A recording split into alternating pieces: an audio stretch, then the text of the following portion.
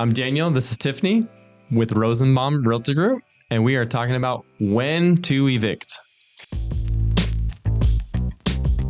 When is it time to evict? This is a huge question in the industry. There's multiple landlords that come to me and ask, when do I evict?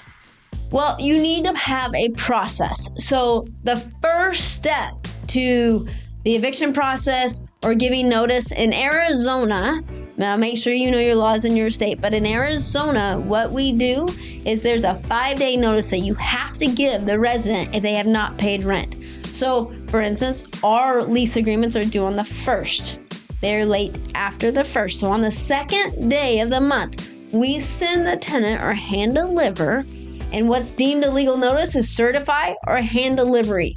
We give them a 5-day notice. Now this puts the resident on notice. Do not do this. As soon as the resident's late, you need to give notice to them because this gives you the opportunity to have decision making. So you give them a 5-day notice. This gives them 5 days to get a payment plan or to pay rent or to communicate with you. 5 days to cure the breach. The breach is non-payment of rent, which triggers the need to send the notice. They have 5 days to cure that breach of contract. So if they do not pay within that 5 days, then you send it to the lawyers. You can only go to court for yourself if you own the building. Otherwise, you have to have a lawyer stand in for you in the state of Arizona. Again, know your state laws. But in Arizona, you send it to a lawyer. Now, the lawyer will set a court date. During this time, do not accept rent. If you do, you cannot go to court or you will lose in the state of Arizona. You can't accept any partial payments at all. So within that time frame, in our company, they either have to pay everything so we can stop court or there is no payment at all. And then when you go to court, the judge will ask, did you pay rent?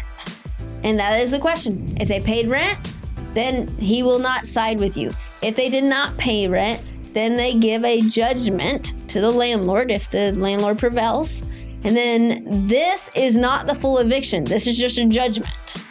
Then what happens is they give 5 days. They give 5 days for the resident to get out or make an arrangement with the landlord. And it's 5 days. After 5 days, you can schedule the writ of restitution.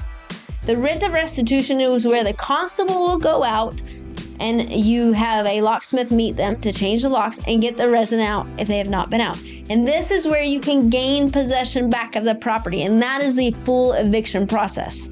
Now, why did I start with the notice? Because that's where it gives you all the capability to go through the eviction process. If you miss that 5-day notice, you can't go through the eviction process. And why is it so important to give that notice?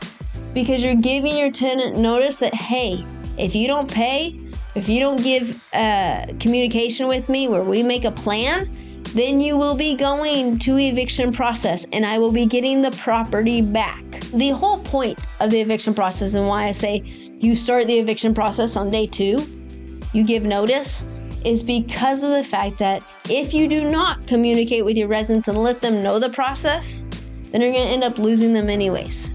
But if you communicate and talk to them and tell them the process and you keep the process with every single resident the same, then everybody knows. So I very hardly believe that on day 2 or when your lease is late, you give notice to the residents.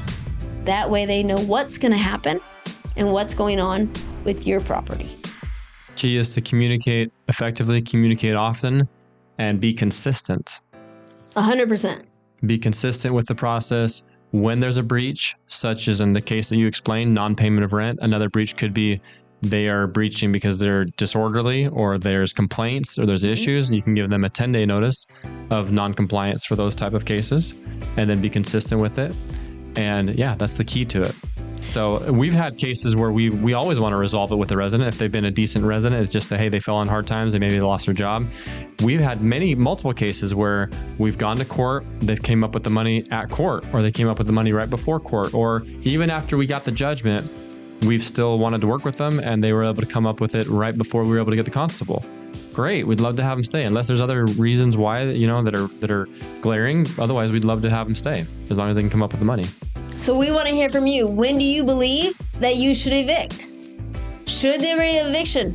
Comment below. Let us know when you think you should start the eviction process.